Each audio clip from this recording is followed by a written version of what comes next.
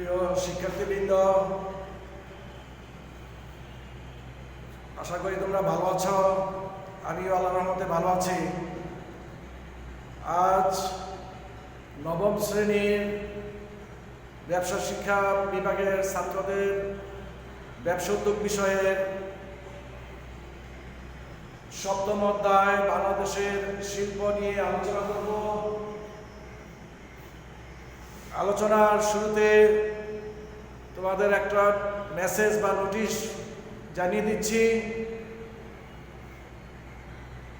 গতকাল নবম শ্রেণীর অ্যাসাইনমেন্ট ভিত্তিক যে ব্যবসা উদ্যোগ ক্লাস হয়েছিল তৃতীয় অধ্যায়ের উপরে, সেই অ্যাসাইনমেন্ট ভিত্তিক ক্লাসে তৃতীয় অধ্যায়ের উপরে আত্মকর্মসংস্থান এই অধ্যায়ের উপরে 12টি প্রশ্ন দেওয়া হয়েছে। এই প্রশ্নগুলি তোমরা বাসায় লিখে সাদা কাগজে লিখে তোমরা A4 কাগজ ব্যবহার করতে পারো বা অফসাইড। এই কাগজে লিখে আগামী 9/11/2020 তারিখ সকাল 11:30 থেকে 3টার মধ্যে বিষয় শিক্ষক অর্থাৎ আমার নিকট তোমরা জমা দিবে। নোটিশটা তোমরা এখানে দেখতে পাবে। অ্যাসাইনমেন্টে প্রশ্ন আছে মোট 12টি, 5টি জ্ঞানমূলক, 4টি অনুধাবনমূলক এবং 3টি হচ্ছে অ্যাসাইনমেন্ট ভিত্তিক যে প্রশ্ন শিক্ষণফল ওখান থেকে দেওয়া হয়েছে। তো তোমরা এই প্রশ্নগুলি এই যে তারিখ বললাম সেই নির্দিষ্ট তারিখে এবং নির্দিষ্ট সময়ে জমা দিবে আমার নিকট। আর একটা বিষয়, তৃতীয় অধ্যায়ের এই আত্মকর্মসংস্থান, এখানে এই আত্মকর্মসংস্থানের পেজে নিচে শিক্ষণফল দেওয়া আছে। এখানে কয়েকটি প্রশ্ন দেওয়া আছে শিক্ষণফলে। এই প্রশ্নগুলো তোমরা বাসায় পড়বে।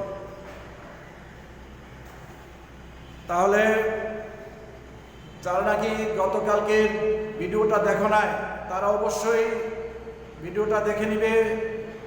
ওখানে যে প্রশ্নগুলি দেওয়া হয়েছে, বললাম যে 12টা প্রশ্ন, সেগুলি কিন্তু আগামী 9 তারিখ জমা দিবে সকাল 11:30 থেকে 3টার মধ্যে আমার নিকট জমা দিবে। প্রিয় শিক্ষার্থীবৃন্দ,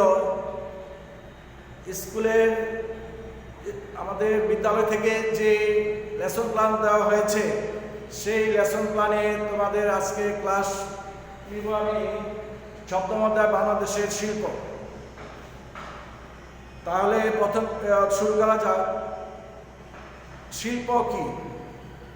শিল্প হচ্ছে উৎপাদনের বাহন, যে প্রক্রিয়ায় সম্পদ আহরণ, কাঁচামালের রূপদান এবং প্রক্রিয়াজাতকরণের মাধ্যমে মানুষের ব্যবহার উপযোগী পণ্যে রূপান্তর করা হয়, তাকে বলা হয় শিল্প।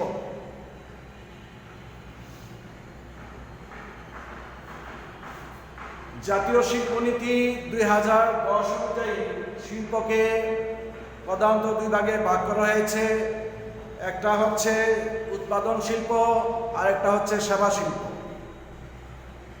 উৎপাদন শিল্প হচ্ছে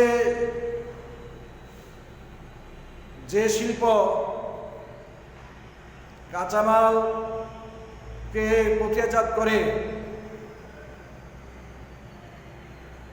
যন্ত্রপাতির মাধ্যমে প্রক্রিয়াজাত করে মানুষের ব্যবহার উপযোগী পণ্যে রূপান্তর করে, সেই সমস্ত শিল্পকে বলা হয় উৎপাদন শিল্প। যেমন বস্ত্র শিল্প, চিনি শিল্প, সার শিল্প, সিমেন্ট শিল্প, জাহাজ নির্মাণ শিল্প, এগুলো হচ্ছে অবকাঠামো নির্মাণ শিল্প, এগুলো হচ্ছে নির্মাণ শিল্পের মধ্যে পড়ে। তারপর হচ্ছে সেবা শিল্প, যে শিল্পের মাধ্যমে যন্ত্রপাতি বা সম্পদকে কাজে লাগিয়ে ও মেধা সম্পদকে কাজে লাগিয়ে, স্থায়ী সম্পদকে কাজে লাগিয়ে জনগণকে সেবার মাধ্যমে সেবা দিয়ে যে শিল্প তাদের কাজ সম্পন্ন করে, সেই ধরনের শিল্পকে বলা হয় সেবা শিল্প। যেমন হাসপাতাল ও ক্লিনিক,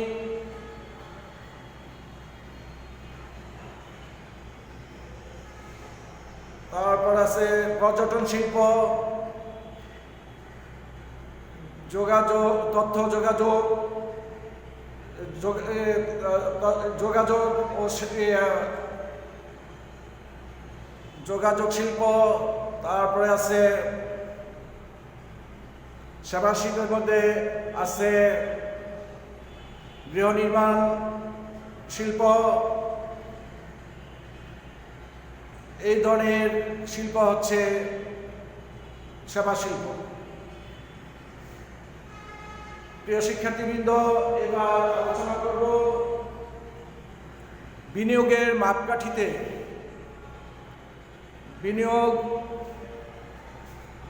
বিনিয়োগের মাপকাঠিতে উৎপাদন শিল্প ও সেবা শিল্পকে আবার 4 ভাগে ভাগ করা যায়। 1 নম্বর হচ্ছে কুটির শিল্প, 2 নম্বর হচ্ছে ক্ষুদ্র শিল্প, 3 নম্বর হচ্ছে মাঝারি শিল্প, 4 নম্বর হচ্ছে বৃহৎ শিল্প। এবার এগুলো সম্পর্কে আমি সংক্ষিপ্ত বর্ণনা দিচ্ছি। কুটির শিল্প কাকে বলে?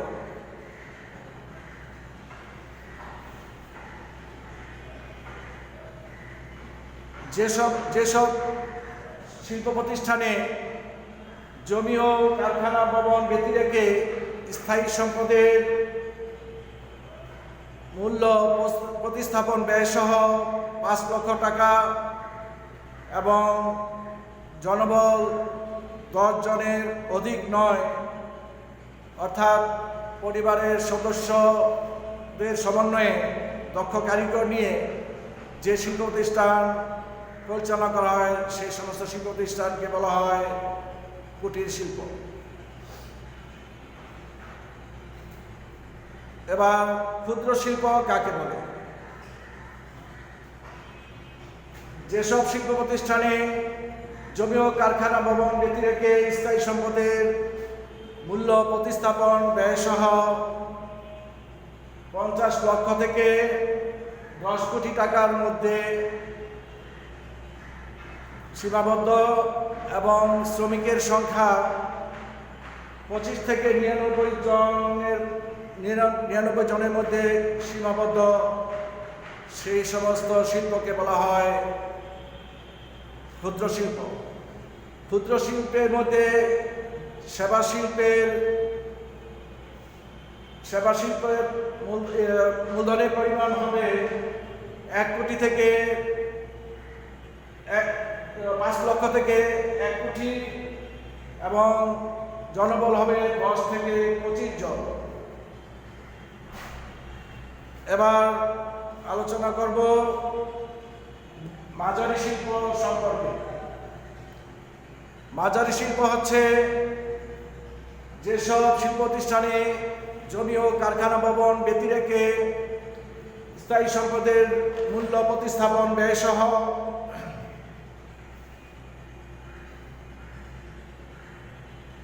10 থেকে 30 কোটি টাকা এবং জনবল 100 থেকে 250 জনের মধ্যে সীমাবদ্ধ, সেই সমস্ত শিল্প প্রতিষ্ঠানকে বলা হয় মাঝারি শিল্প।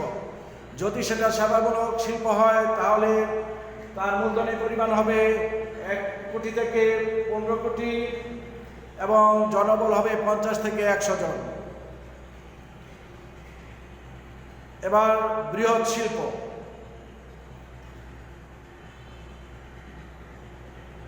যেসব শিল্প প্রতিষ্ঠানে জমি ও কারখানা ভবন ব্যতি রেখে স্থায়ী সম্পদের মূল্য প্রতিস্থাপন ব্যয় সহ 30 কোটি টাকার উপরে এবং জনবল 250 জনের বেশি, সেই সমস্ত শিল্প প্রতিষ্ঠানকে বলা হয় বৃহৎ শিল্প।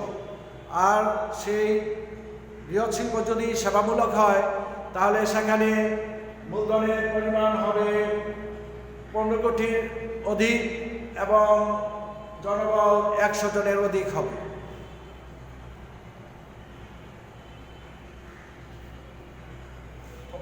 এবার আলোচনা করব বাংলাদেশের অর্থনীতিতে কুটির, ক্ষুদ্র ও মাঝারি শিল্পের বিকাশে করণীয়।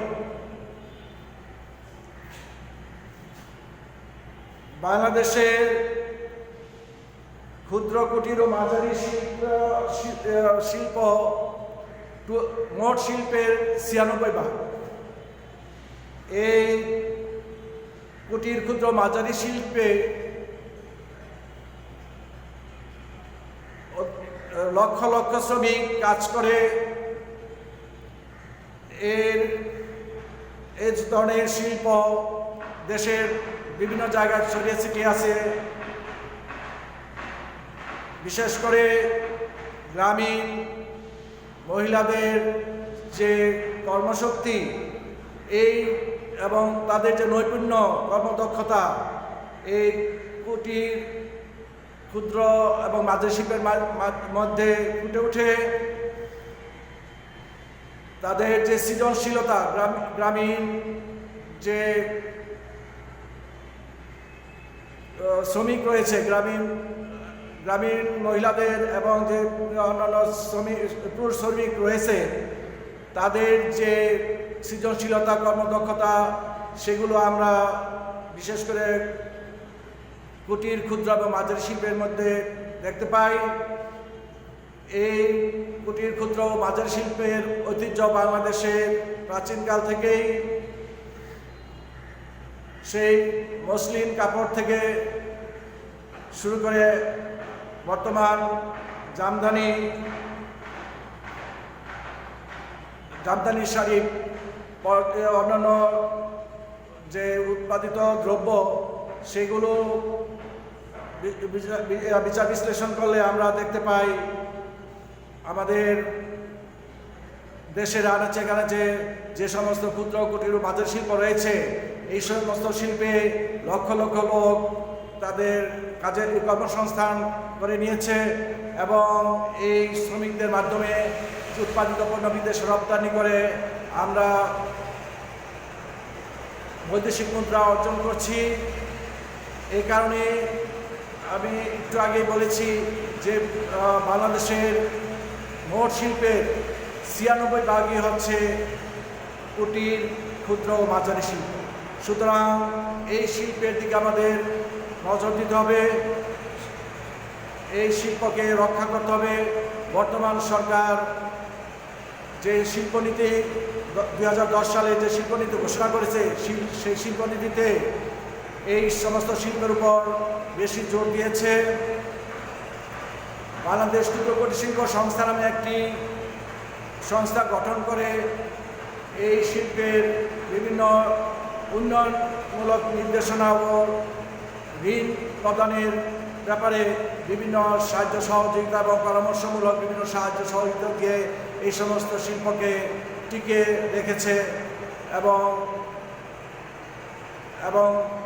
আস্তে আস্তে উন্নতির দিকে ধাবিত হচ্ছে। সুতরাং এই আমাদের দেশের যে ঐতিহ্য, সেই ঐতিহ্য এই কুটির, ক্ষুদ্র, মাঝারি শিল্পের মধ্যে আমরা দেখতে পাই। প্রিয় শিক্ষার্থীবৃন্দ, এবার আলোচনা করব বাংলাদেশের আর্থসামাজিক প্রেক্ষাপটে বৃহৎ শিল্পের গুরুত্ব। বাংলাদেশের আর্থসামাজিক প্রেক্ষাপটে বৃহৎ শিল্পের বিশাল অবদান রয়েছে। বৃহৎ শিল্প আমাদের দেশে যদিও কম, তবে এই সংখ্যা বাড়ছে। বর্তমানে এই বৃহৎ শিল্পের বড় অঙ্কের যেহেতু পুঁজির দরকার। সেই কারণে বৃহৎ শিল্পর অগ্রগতি ধীর গতিতে হচ্ছে। তবে আশার বাণী, আমাদের বর্তমান সরকার বৃহৎ শিল্পের এবং অন্যান্য শিল্পের উপরও জোর দিচ্ছে। বাংলাদেশের আর্থসামাজিক প্রেক্ষাপটে বৃহৎ শিল্পের গুরুত্ব রয়েছে। বৃহৎ শিল্পের মাধ্যমে আমরা বিদেশে পণ্য রপ্তানি করে বৈদেশিক মুদ্রা অর্জন করছি। এখানে লক্ষ লক্ষ লোকের কর্মসংস্থান রয়েছে। ভবিষ্যতে কর্মসংস্থানের সুযোগ সৃষ্টি হবে। বাংলাদেশের যে সম্ভাবনাময় বৃহৎ শিল্পগুলি রয়েছে তার মধ্যে খাদ্য প্রক্রিয়াজাত শিল্প, জনশক্তি রপ্তানি, জাহাজ নির্মাণ ও পরিবেশ সম্মত জাহাজ ভাঙা শিল্প, উইন্ডমিল, পর্যটন শিল্প, আইসিটি পণ্য, আইসিটি সেবা, তৈরি পোশাক, চামড়া ও চামড়াজাত শিল্প, হাসপাতাল ও ক্লিনিক, অটোমোবাইল, বায়োগ্যাস প্রকল্প, এগুলো হচ্ছে বাংলাদেশের সম্ভাবনাময় বৃহৎ শিল্প। এই সমস্ত শিল্পের বিকাশে সরকার বিশেষ ভূমিকা রাখছে। আমি একটু আগে বলেছি যে ক্ষুদ্র কুটির শিল্প সংস্থা নামে যে একটি প্রতিষ্ঠান সরকার গড়ে তুলেছে, সেই প্রতিষ্ঠানের মূল উদ্দেশ্যই হচ্ছে এই সমস্ত শিল্পকে বিভিন্ন পরামর্শ দেওয়া এবং সহজ শর্তে তাদেরকে ঋণের ব্যবস্থা করা এবং এই শিল্প রক্ষার যা যা করণীয় সেই সমস্ত ব্যাপারে তারা সার্বক্ষণিক সেবা দিয়ে যাচ্ছে। বিশেষ করে এখানে উল্লেখ করতে হয় এই যে বাংলাদেশের সম্ভাবনা বৃহৎ শিল্পের মধ্যে আছে তৈরি পোশাক। বর্তমানে জনশক্তি রপ্তানির পরই তৈরি পোশাক শিল্পের অবদান আমরা লক্ষ্য করছি। বৈদেশিক মুদ্রা অর্জনের যে সমস্ত শিল্পগুলি অগ্রণী ভূমিকা রাখছে তার মধ্যে জনশক্তি রপ্তানি এবং তৈরি পোশাক, অন্যান্য যে শিল্পগুলি রয়েছে এই শিল্পগুলো আরও দ্রুত অগ্রগতি হলে আমাদের দেশের অর্থনৈতিক চাঙ্গা মজবুত হবে এবং কর্মসংস্থানের সৃষ্টি হবে। প্রিয় শিক্ষার্থীবৃন্দ, আজ আমি এখানেই শেষ করছি। শেষ করার আগে আবার স্মরণ করে দিচ্ছি তোমাদের নবম শ্রেণীর ব্যবসা শিক্ষা বিভাগের ছাত্রদের যে অ্যাসাইনমেন্ট দেওয়া হয়েছে গত ক্লাসে, সেই অ্যাসাইনমেন্ট তোমরা যথাসময়ে জমা দিবে, আমার নিকট জমা দিবে। 9 তারিখ 9 নভেম্বর 11:30 থেকে 3টার মধ্যে আমার নিকট তোমরা এই অ্যাসাইনমেন্টগুলি জমা দিবে। সেখানে যারা গতকালকে ভিডিও দেখো নাই তারা গতকালকে ভিডিও দেখে প্রশ্নগুলি সংগ্রহ করে নেবে এবং সেই প্রশ্নগুলোর উত্তর লিখে জমা দেবে। সবাই ভালো থাকো, সুস্থ থাকো, সকলকে ধন্যবাদ।